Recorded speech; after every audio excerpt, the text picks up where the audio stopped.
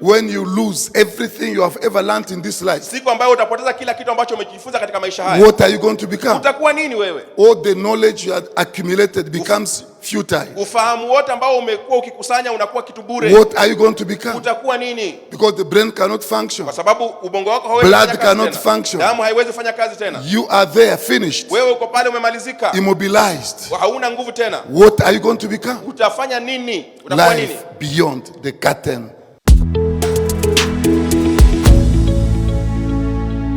Today we want to read the book of Luke chapter 16. Leo nataka nisome Luka 16 verses 1 up to 9. mstari wa kwanza hadi wa 9. It's a wonderful scripture that I want us to read. Ni maandiko mazuri ambayo ningependa tuyasome. The Bible says, Biblia inasema, there was a rich man who had a steward who was accused to the man of wasting his resources. So he called him and said, how is it that I hear this about you? Give an account of your stewardship, for you may no longer be steward. Then the steward said to himself, what shall I do, for my master is taking away the stewardship from me? I cannot dig, I'm ashamed to beg. I know what I to do, so that when I am removed from the stewardship, others may receive me into their houses. So he called each of his master's debtors and said to the first, how much do you owe my master? He said, 800 gallons of oil.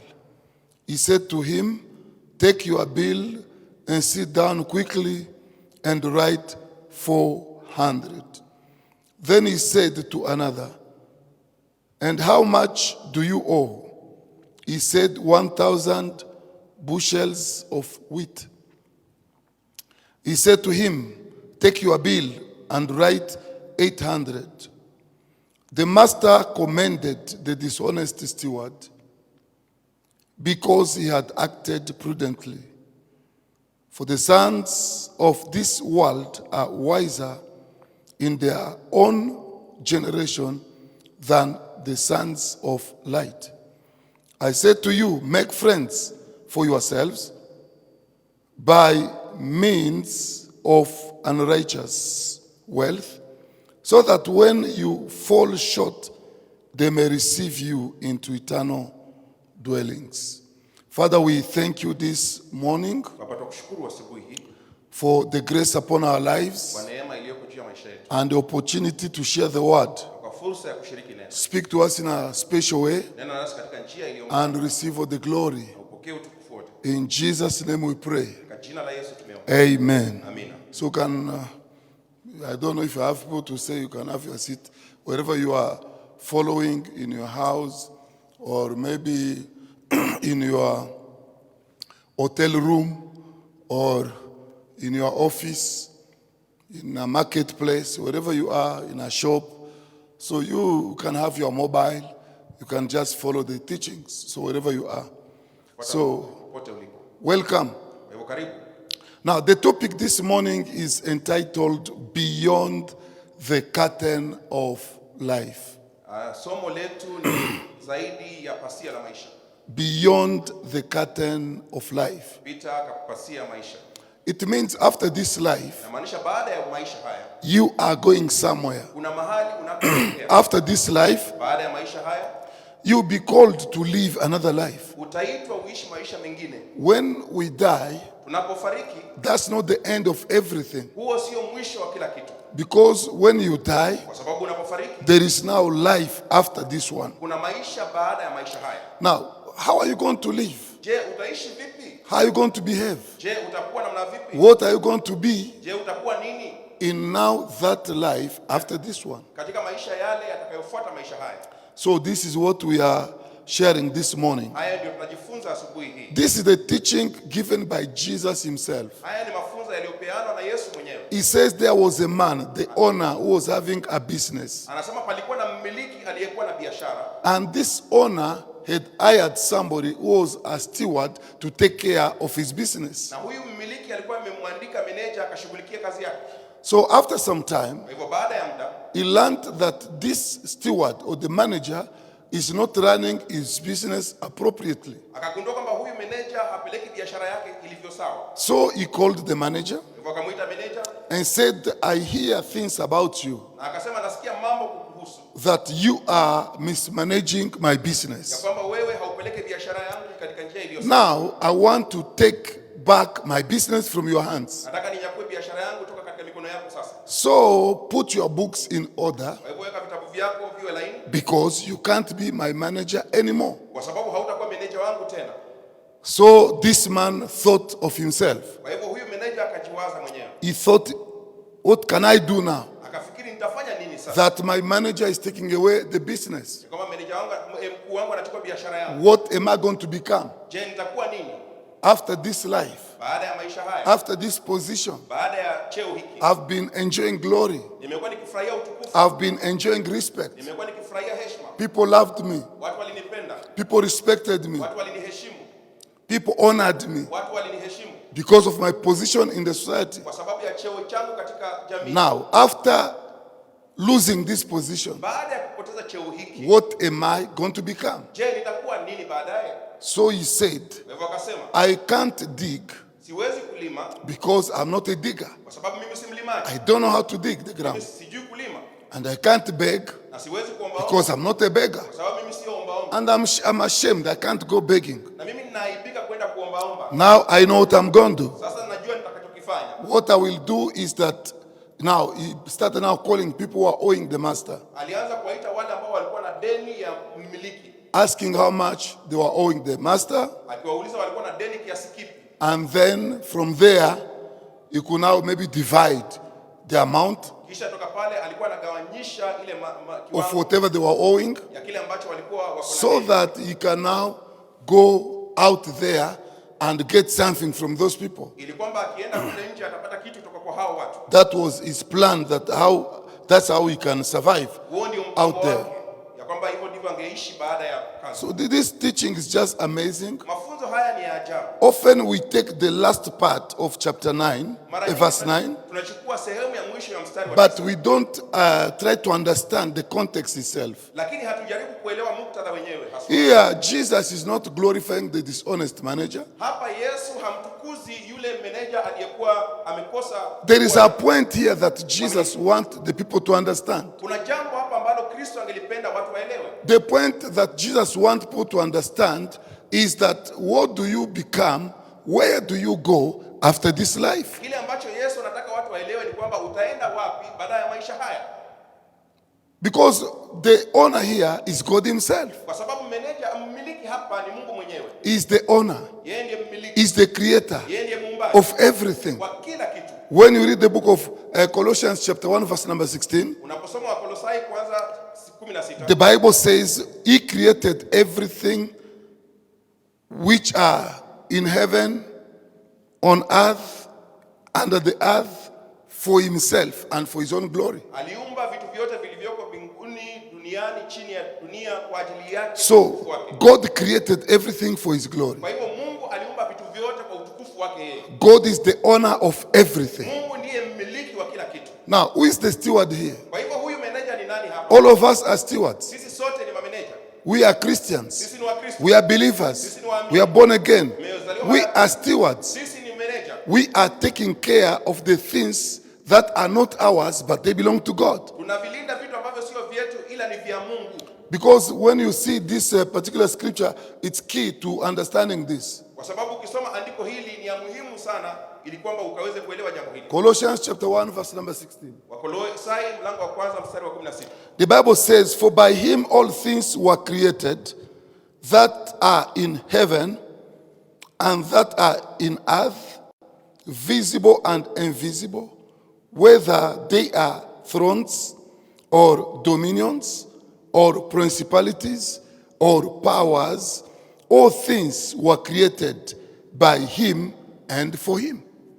This is just amazing. By here we understand that everything was created by him and also for him. Unaelewa kwamba vitu vyote viliumbwa na yeye kwa ajili yake yeye. So he is in charge. Kwa hivyo yeye ako ushukani. He is the owner of everything. Anamiliki kila kitu. And every human being is just a manager. Kila mwanadamu ni meneja tu. Sometimes people don't understand this. Wakati mwingine watu hawaelewi mambo haya. When God puts you in a place of, in a position, Wakati Mungu anakuweka katika cheo fulani, in a place of authority, mahali pa mamlaka, where he gives you power, mahali anakupatia mamlaka, you need to know that whatever power you have lazima ujue mamlaka yoyote ulionayo is just lent to you yamepeanwa tu kwako kwa by the owner of the na business, mmiliki wa biashara, the creator of the heavens and the earth. muumba mbingu na nchi. So everything is his. Kwa hivyo vyote tulivyo navyo ni vyake. Now, being managers, Tukiwa meneja, we are managers in different positions, tunakuwa meneja katika sehemu tofauti tofauti, put at different levels, tumewekwa katika viwango tofauti tofauti, so that we can manage the things which belong to God. ili tukaweze kuvitunza vitu ambavyo ni vya Mungu. Now, being managers, Tukiwa mameneja, every person must think the way he manage. kila mtu Or lazima managers. afikirie namna ambavyo atafanya kazi ile ya umeneja. So you have to manage well, Lazima ulinde vitu vizuri, so that ili kwamba one day, siku moja when you are called to give the account utakapoitwa kuleta makadirio of your management, you are not going to run away, ya umeneja wako, hautatoroka, but you are going to stand before God ila utasimama mbele za Mungu and say, this is what I did. na useme nilifanya hiki na hiki. Now listen, Sikizeni sasa, this steward was dishonest. huyu meneja alikuwa amekosa uaminifu. Why is he dishonest? Kwa nini yeye alikosa uaminifu? Why is the owner calling him a dishonest manager? Kwa nini mmiliki anamuita meneja asiyekuwa mwaminifu? Because the guy ran the business according to his own pleasure. Kwa sababu huyu meneja alifanya biashara hii kulingana na matamanio yake. He didn't run the business according to the plans of the owner. Hakuendekeza biashara kulingana na mipango ya mwenye mali. You see, here on earth, Hapa duniani it doesn't matter what position you occupy. haijalishi ni sehemu ipi ambayo wewe uko. You are just a manager. Wewe ni meneja tu. When I see a dead body, Ninapoona mwili uliofariki, I just see that if human beings are wise, ninaona kama wanadamu wangekuwa wenye they are going to understand wataelewa that life is just given to you. It's just lent to you maisha yanapeanwa tu kwako for a time. kwa muda tu, And when the owner wants to take it, just take it away. na mmiliki anapotaka kuyachukua anayachukua tu wakati wote. You see this person lay down, Unamwona huyu mtu alilala chini, can't move, hawezi kusonga, can't be ashamed, hawezi kuogopa, can't do anything, hawezi kufanya chochote, and it's done. na imeisha hivyo. That's all. Hivyo kabisa. Especially a time like this one, Sana sana wakati kama huu, when we talk about COVID wakati tunaponena kuhusu COVID and when we are in a lockdown. na wakati ambapo tumefungiwa, hatuwezi kutoka, We can't go maybe out of Nairobi hatuwezi toka nje ya Nairobi or out of other cities, ama for kutoka example. katika miji mingine kwa mfano. At a time like this one, Lakini wakati kama huu we fear, we don't want to die. tunaogopa, hatutaki kufariki. Nobody wants to die. Hakuna anayetaka kufariki. We all want to live. Sote tunataka kuishi. So we are hiding in our Hivyo houses. tunajificha katika manyumba yetu. We can't even gather in churches. Hatuwezi kukutana kanisani. We don't want to die. Hatutaki kufariki. But remember that one day you are going to die. Lakini kumbuka siku moja utafariki tu. Whether it is COVID Iwe ni COVID or whether it's no COVID, ama isiwe COVID, anyway, one day you still die. vyovyote vile siku moja tu So I think what is happening, nafikiri kinachotendeka, instead of giving you fear badala ya kukupatia uoga to start hiding, uanze kujificha, what you can do is not to think like this manager. kile ambacho unatakiwa kufanya uanze kufikiri kama meneja huyu, Because even if you don't go today, kwa sababu hata kama hautaenda one day you still go. siku moja utaenda tu. Even if you don't go now, Hata kama hautaenda one day you still go. siku moja utaenda tu. Even after 10 years, you still go. Hata baada ya miaka 10, Even after 50 years, you still go. hata 50 utaenda. Even after 100 years, you still go. Hata baada ya 100 utaenda. The point is that you will go one day. Jambo kuu ni kwamba siku moja utaenda. So once you are born, Ukizaliwa tu you cannot run away from this. hauwezi toroka mambo haya. So no matter how you try to protect yourself, Haijalishi utajilinda namna gani. even if you hide in your house, Hata ujifiche katika you nyumba say, I yako, will not go out useme siendi nje because I don't want to die. kwa sababu sitaki In kufariki. that house, Katika nyumba you hii, will die. utafariki tu. So this is just a wonderful message Huu ni ujumbe mzuri that God wants me to release today. ambao Mungu anataka niachilie Beyond the curtain of life. zaidi ya pasia la maisha, Beyond. zaidi kupita After this life, baada ya maisha. what do you become? Je, utakuwa nini? Listen, Kumbuka, when this man is told huyu mtu anapoambiwa that you cannot run my businesses anymore, kwamba hautafanya kazi katika yangu tena. He just thought, okay, what do I become? What do I do when I go out there? Akajiuliza nitakuwa nini, nitafanya nini nitakapoenda kule nje? Because now my master is going to take away the businesses, so I have to go. I have to face, reality. I have to face life on the other side. So what do I become on the other side? Mmiliki wangu anaenda kunyang'anya biashara, kwa hivyo lazima nijipange nitakuwa nini katika maisha yajayo. You see, sometimes when you are blessed, Wakati mwingine unapokuwa umebarikiwa, you think you are in charge. unafikiri uko ushukani. When you are healthy, Wakati uko na afya, you think you are in charge. unafikiri uko katika ushukani. When there is peace, Wakati kuna amani, you think you are in charge. unafikiri uko ushukanini. When you are given little power, Wakati unapatiwa mamlaka you kidogo, think you are in charge. unafikiri uko katika ushukani. When you have cash, Wakati uko na hela, you think you are in charge. unafikiri uko katika ushukani. Listen, Sikiza,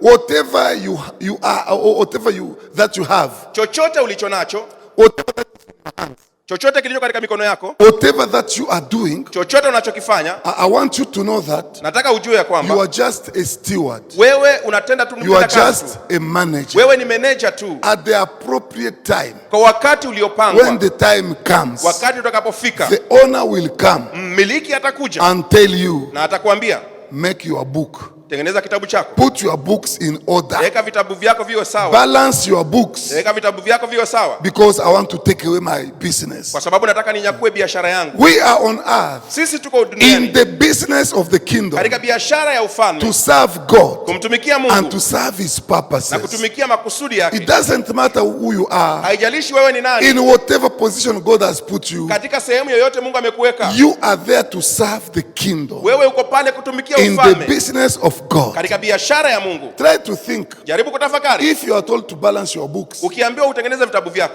because you have to surrender the management, kwa sababu lazima uachilie umeneja. what are you going to become? Je, utakuwa nini? What are you going to do? Je, utafanya nini? What are there in your books, for example? Je, ni nini kilichoko katika vitabu vyako? What are there? Je, ni nini kilichoko katika When vitabu you vyako? check in the books, what is there? What is written there? Unapoangalia katika vitabu, ni nini kilichoandikwa pale? So listen, people, and listen well. Kwa hivyo sikizeni na msikize vema.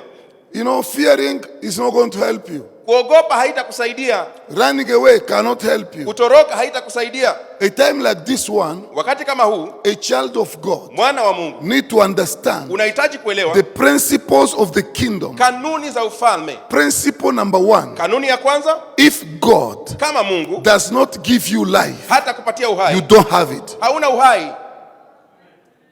He is the life giver. Yeye ndiye mpeanaji uhai, He sustains even everything. yeye ndiye anadumisha kila kitu. According to Colossians chapter 1 verse 17, Kulingana na Wakolosai mlango he wa is the kwanza mstari wa sustainer. yeye ndiye He mdumishaji. supports everything by his own powerful hand. Yeye anasimamisha vitu vyote kwa mkono wake wenye nguvu. So whatever God has cast away, Kwa hivyo chochote ambacho Mungu ametupa, nobody can bless. hakuna mtu anaweza kukibariki. Now listen and listen well. Sikizeni na msikize vema. It's very important Ni ya muhimu sana that we understand, ya kwamba tuelewe, that we know kwamba tunajua that in this ya life kwamba katika maisha haya we are just passengers. sisi ni wapita njia tu, We are passing by. tunapita tu. So the life God has given Kwa hivyo us, maisha Mungu ametupatia we need to use it properly lazima tuyatumie katika njia to iliyo the sawa, glory of God. kwa utukufu wa Mungu, That one day, ya kwamba siku moja when you are told unapoambiwa to put your books in order, kutengeneza vitabu vyako viwe to sambamba, bring your books, kuleta vitabu vyako, you know that your books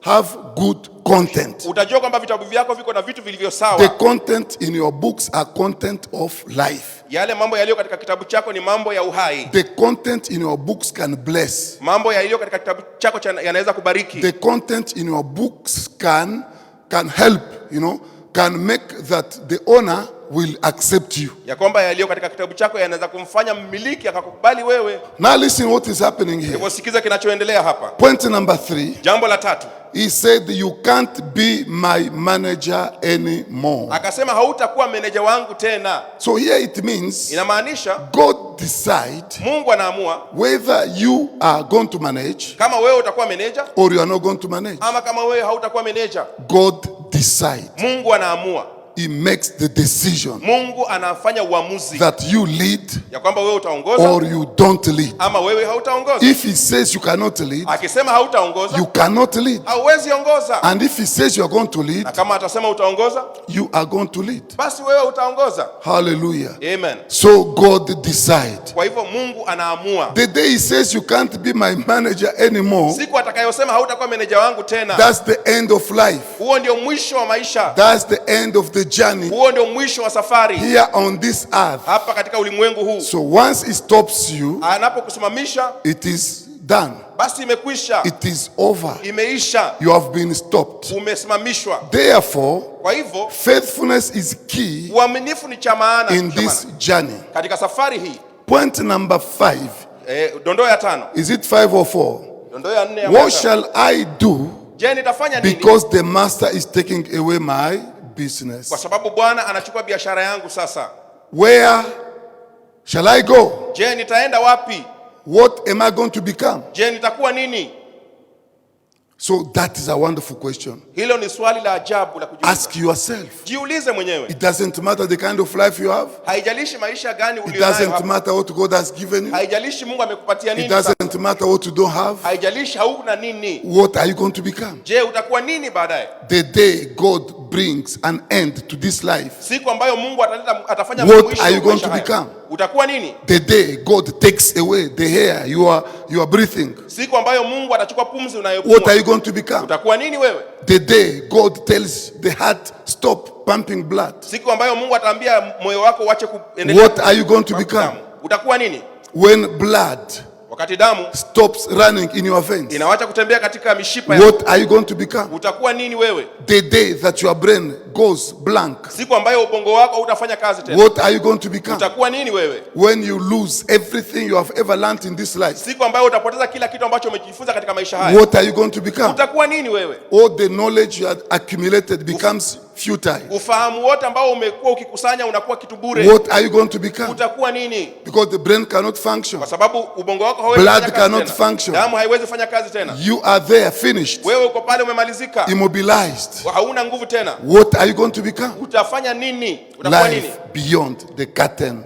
Maisha kupita pasia la Listen and listen well. Sikiza na usikize vema. Jesus gave a parable Yesu alipatiana fumbo or a narrative ama alipatiana hadithi fulani of somebody who was very rich, ya mtu aliyekuwa tajiri living a large life, akiishi maisha mazuri, and also somebody who was poor. na pia kulikuwa na mtu aliyekuwa His maskini name was na Lazarus. jina lake lilikuwa Lazaro. And this man sat at the door of this rich Na man, huyu mtu maskini alikaa katika mlango wa huyu mtu trying to tajiri just get the crumb in order to survive. ili kwamba apate tu makombo ili kwamba akaweze kuishi, And nobody gave it to him. na hakuna aliyempatia hata makombo. Only dogs Ni mbwa tu could see him. walikuwa wanamuona. Apart from dogs, nobody else could see this person. Licha ya mbwa hakuna mtu mwingine alikuwa anamuona. Listen and listen well. Sikiza na usikize vema. The Bible says Biblia inasema all these two people died. hawa watu wote wawili walifariki. The one who died first was the poor. Aliyefariki wa kwanza alikuwa His maskini, name was Lazarus. jina lake Lazaro. So when he died, Kisha alipofariki he was received by Abraham alipokewa na Ibrahimu and went into glory. na akaenda kwa utukufu. After some time, Baada ya muda the rich man also died yule mtu tajiri pia akafariki and he was taken to hell. na akapelekwa kuzimu. So there in hell, Pale kuzimu he was suffering. alikuwa anaumia, It was very hot. kulikuwa na joto It was jingi, painful. kulikuwa na uchungu. He lifted up his eyes Akainua macho yake and saw Lazarus akamwona Lazaro in the hands of Abraham, katika mikono ya Ibrahimu enjoying life, akifurahia maisha, celebrating life. akisherehekea maisha. But now the rich man, Lakini sasa mtu who tajiri is now in hell, ambaye sasa yuko kuzimu. hell is here translated as a place of torment, Kuzimu ni mahali pa masumbuko, a place of pain, mahali pa uchungu, you know, a place where there is no glory, mahali ambapo hakuna utukufu, a place where you cry. mahali pa kilio. They say it is the lowest place where one can ever be. Ni mahali pa chini sana, mahali ambapo mwanadamu anaweza kuingia. It is called hell, Ni panaitwa kuzimu, dangerous place. mahali pabaya. So when he's there, Kwa hivyo anapokuwa mahala he pale, saw this poor person akamwona huyu mtu maskini celebrating life. akifurahia maisha. And then he said, hey, Father Abraham, Kisha akasema, baba Ibrahimu, tell this Lazarus mwambie huyu Lazaro to just, you know, put his hands achukue kidole chake his tu, finger kidole chake in water aweke kwenye and maji just release just a drop to me, na akaachiliwe tu hata tone moja lije kwangu, because I'm in anguish. kwa sababu niko katika shida, I'm in great pain. niko katika uchungu ulioje. Just a drop, that's what I want. Tone moja tu ndo nataka, That's what I need. hicho ndo nahitaji. I'm not asking for a cup. Siitishi I'm kikombe, not asking for a glass. siitishi glesi. Just a drop will help me. Tone moja tu itanisaidia. And he was told Na akaambiwa that Lazarus cannot come there, kwamba Lazaro hawezi kuja pale, cannot give you a drop. hawezi kupatia You tone, cannot receive anything, hawezi pokea chochote, because where you are kwa sababu uliko and where we na are, tuliko it's impossible. haiwezekani, We can't meet. hatuwezi kutana. So you enjoyed your life on earth, Wewe ulifurahia maisha yako and duniani, he is also enjoying his life here. na yeye pia anafurahia maisha yake So hapa. there is no way he can come there Kwa hivyo hakuna vile anaweza kuja and huko give you what you want. na akupatia unachokitaka, It is impossible. haiwezekani. Listen and listen well. Sikizeni na msikize vema. So the rich man said, Kwa hivyo yule mtu tajiri akasema, send Lazarus basi mtume Lazaro to go on earth aende duniani, to tell my brothers aambie ndugu zangu that I'm here, kwamba niko hapa, so that they don't join me here. ili kwamba wasikutane na mimi Tell hapa. them to change their habits Waambie wabadilishe tabia zao and to do what is right. na wafanye kilicho chema. And then he was told, Kisha akaambiwa it is impossible. haiwezekani, Lazarus cannot go Lazaro hawezi kwenda there on earth. hapo duniani. They have preachers, Kuna wahubiri, they have ministers. kuna wahudumu, Let them listen. wacha wasikize. And if they don't Na listen, kama hawatasikiza, they are going to join you there. basi wataunganika na wewe pia They pale, are going to join you there. watakuunga pale. So Lazarus cannot come. Kwa hivyo Lazaro hawezi kuja. Today as we preach, Leo tunapohubiri, some people think we are joking. kuna watu wengine wanafikiri tunafanya mzaha. We are not joking. Hatufanyi mzaha We sisi, are preaching. tunahubiri Some Injili. people maybe think Wengine watafikiri if Moses was here, we could have listened to him. kama Musa angekuwa hapa tungemsikiza. It's not about Moses here. Haihusiani na Musa, It's about the gospel of the kingdom of God, kuhusu injili ya ufalme the wa Mungu. gospel of Jesus Christ. Injili ya Kristo It Yesu is proclaimed inatangazwa that Jesus is the way, kwamba Yesu ndiye njia, Jesus is the truth, yeye ndiye ukweli, Jesus is life. yeye ndiye uhai ama uzima Once wa you milele. believe in him, Ukimwamini you yeye have eternal life. uko na uzima wa milele, And once you reject him, na ukimkataa you go to hell. basi utaenda So kuzimu. the gospel is proclaimed Injili inatangazwa so people can take decision ili kwamba watu wafanye maamuzi beyond the curtain of life. zaidi ya pasia la maisha. Where will you go Utaenda wapi after this life? baada ya maisha haya? I can see how expensive is a drop of water in hell. Ninaona jinsi ambavyo tone la maji ni bei ghali sana kule It's kuzimu. just very expensive. Tone la maji ni bei ghali sana, Very expensive. bei ghali sana. A drop of water. Tone la maji. Somebody who was very rich on earth Mtu aliyekuwa tajiri is ulimwenguni crying for a drop of water analilia tone la to maji just cool his tongue. kwamba ikapoesha And ulimi wake, nobody is there to give him that drop of water. na hakuna wa kumpatia tone la hiyo maji. This to show how expensive Ni kuonyesha jinsi can ilivyo a ghali drop of water be maji, tone la maji when you are in hell. wakati ambapo uko kule kuzimu. Therefore, it is very important Kwa hivyo ni ya muhimu sana as we release the gospel today. tunapoachilia injili leo, Believe Jesus Christ. muamini Yesu Kristo, Change your life. badilisha maisha yako. It's not enough to hide in the house Haitoshi kujificha katika nyumba, from corona.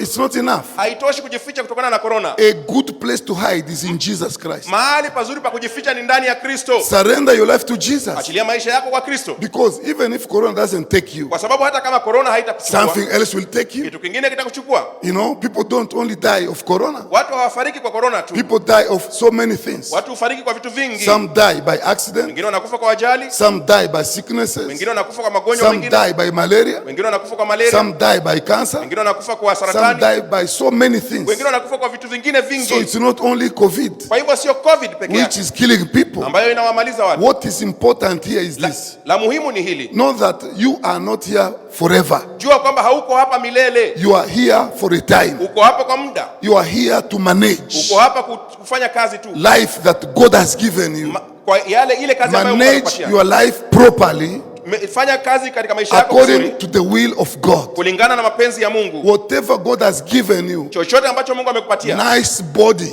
mwili mzuri, use that body to glorify God. tumia mwili ule kumtukuza Mungu. Whatever God has given you, Chochote Mungu amekupatia, a wonderful brain, akili iliyo use sawa, that brain to glorify God. tumia ubongo ule kumtukuza Mungu. Whatever God has given you, Chochote Mungu amekupatia, use it kitumie to glorify God kutukuza and Mungu to serve His na purposes, kutumikia makusudi yake, so that you are not going to shake. ili kwamba usitekesike Even when you are called, wakati ambapo utaitwa, even when the time comes hata wakati unapofika to go home, kwenda nyumbani, you'll be more than happy utafurahi because you know where you are going. kwa sababu unajua unakoelekea. As Paul put it here in Kama the Paulo scripture, anavyosema katika maandiko, he says, it's time for departure has come, anasema wakati wake wa kuondoka umefika, and he is ready, na yeye yu tayari, and he was prepared, na alikuwa amejiandaa, and the crown was ready, prepared for him. na taji ilikuwa imeandaliwa tayari. So he was not like somebody fearing, shaking. Hakukuwa mtu wa kuogopa, kutetemeka. We have believers who are not living according to the will of God. Tuko na waaminio ambao hawaishi kulingana na mapenzi ya Mungu. We have believers who are believers by name, Tuko na waaminio ambao ni waaminio tu kwa jina, who are Christians just by name. ambao ni Wakristo tu kwa jina. They wear the word Christian like a cloth. Wanavaa jina Ukristo kama nguo tu. But what they do, their behavior, their deeds, Ila tabia yao, the way they carry themselves, namna wanavyoishi, doesn't show that they are truly Christians. haionyeshi kwamba wao ni Wakristo asili. That's why you see Ndio kwa sababu unaona what the pagans fear, kile wapagano wanaogopa, the Christians also are fear. Wakristo pia They are fearing. They are terrified. Wanaogopa. They are shaking. Wanatetemeka. Just like the world. Kama vile dunia tu. But the Bible is very clear Lakini Biblia i wazi that 1,000 kwamba 1000 can fall wanaweza kuanguka on your left side kwa mkono wako wa kushoto, and 10,000 na watu 10,000 on your right side. kwa mkono wa kulia, I will never be shaken. na hutawahi kutikisika. David says, I was young, Daudi anasema nalikuwa kijana, now I'm old. sasa nimezeeka. I've never seen God forsaking the just. Sijawahi kuona Mungu akiwaachilia wenye haki, Even his generation begging for bread. hata kizazi chake akiombaomba mkate If barabarani. we understand Kama tutaelewa that God is in charge, kwamba Mungu ako katika if we usukani, kama understand tutaelewa that God is with us, kwamba Mungu yu nasi, if we understand kama tutaelewa that we belong to him, kwamba sisi ni wake if we yeye, understand kama tutaelewa that he is our protector, kwamba yeye ndiye mlinzi wetu, we are not going to shake. hatutatetemeka. We will know that he is in charge. Tunapojua ako ushukanini, We are well taken care of tumeshughulikiwa vizuri because pasavyo, he is in charge. kwa sababu yeye yuko katika And ushukani. if he allows me to go today, Na kama ataniruhusu niendelee, I know where I'm going. ninajua ninakoelekea It's a place of peace, ni mahala pa a amani, place of ni glory mahala pa utukufu than here, kuliko hapa which is a place of torment. ambapo ni mahali pa But usumbufu. where you go, Lakini unakoelekea, if you have invested there, kama umewekeza it's a kule, place of glory. ni mahala pa utukufu. So now the teaching here, Mafunzo hapa, Jesus is not praising this dishonest manager. Mungu hampatii sifa huyu meneja asiyekuwa Jesus mwaminifu. is giving us a lesson. Yesu anatupatia funzo. This is a teaching Haya ni mafunzo that where are you going to go? kwamba utaenda wapi, Because whatever we are managing today kwa sababu kile ambacho is tunakifanya not leo ours. sio chetu. Now, if we behave this way, Kama tutafanya kuwa na what tabia namna will we hii, go je, tutaenda wapi when we go on the other side? wakati tutaenda upande ule mwingine? You are following this message. Unafuata ujumbe huu You are not born again. na haujazaliwa mara ya I pili. want to pray with you. Ningelipenda kuomba na You wewe. can give your life to Jesus. Unaweza patiana maisha yako kwa Kristo. Can you say, Lord Jesus, Sema, Bwana Yesu, I come to you. naja kwako, I surrender. najiachilia kwako, Forgive my sins. samehe dhambi zangu, Accept me nikubali mimi as your child. kama mwana wako. I will follow you Nitakufuata from today kuanzia leo and forward. na kusonga mbele. Thank you for saving me. Asante kwa kuniokoa In Jesus' name, katika jina la Yesu. amen. Amina.